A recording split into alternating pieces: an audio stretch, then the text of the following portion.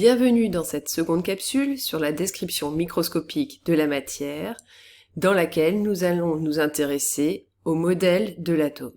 Pour commencer, intéressons-nous d'abord à la constitution de l'atome. Un atome est constitué d'un noyau chargé positivement et d'électrons chargés négativement. Le noyau contient les nucléons, protons et neutrons. Le proton est chargé plus E, tandis que le neutron est électriquement neutre. Autour de ce noyau, il y a le nuage électronique avec les électrons chargés moins E. La charge électrique E est égale à 1,60 10-19 coulombs, symbole grand C. Il s'agit de la charge élémentaire, c'est-à-dire la plus petite charge possible. Voici les masses du proton, du neutron et de l'électron.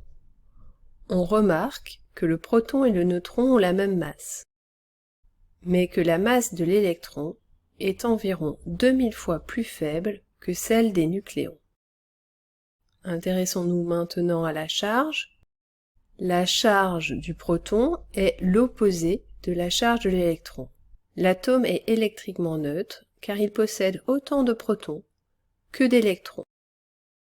Quelles sont les dimensions de l'atome? Voici deux ordres de grandeur. Celui du rayon de l'atome, qui est égal à 0,1 nanomètre, soit 10-10 mètres, et celui du rayon du noyau, qui est égal à 1 femtomètre, soit 10-15 mètres. Autrement dit, le rapport du rayon de l'atome sur celui de son noyau est égal à 10 puissance 5, soit 100 000. Le noyau est donc 100 000 fois plus petit que l'atome. L'atome est donc essentiellement constitué de vide. On dit qu'il a une structure lacunaire. Passons à la notation symbolique du noyau. On le note X, A, Z, avec X le symbole de l'élément, A le nombre de masses, autrement dit le nombre de nucléons, et Z est le numéro atomique, autrement dit le nombre de protons. Voici l'exemple du carbone, c'est 612. Le nombre de neutrons sera égal au nombre de nucléons moins le nombre de protons, autrement dit A moins Z, et comme l'atome est électriquement neutre, il possède autant d'électrons que de protons, soit Z électrons. Le numéro atomique est le nombre de protons. La charge d'un proton est égale à plus E, 1,60 10-19 coulombs, donc la charge Q du noyau sera égale au produit ZE. Passons maintenant à la masse de l'atome. Nous allons prendre un exemple, celui du carbone. Je vous rappelle que la masse d'un nucléon est égale à 1,67 10-27 kg, celle de l'électron 9,109 10-31 kg, et je vous demande quelle est la masse d'un atome de carbone. Mettez la vidéo sur pause pour déterminer cette masse. Bien.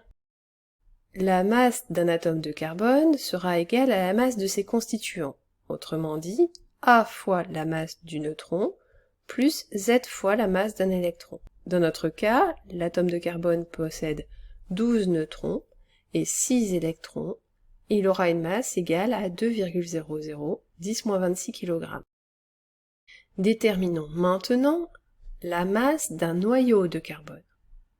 Là encore, je vous demande de mettre la vidéo sur pause pour tenter de déterminer par vous-même cette masse. Bien, la masse du noyau est égale à la masse de ses nucléons, autrement dit A fois Mn, soit dans notre cas 12 fois Mn. On trouve là encore 2,00 10-26 kg. On peut donc conclure que la masse d'un atome est pratiquement égale à celle de son noyau. Autrement dit, M atome égale A fois Mn. Je vous dis à bientôt pour une prochaine capsule.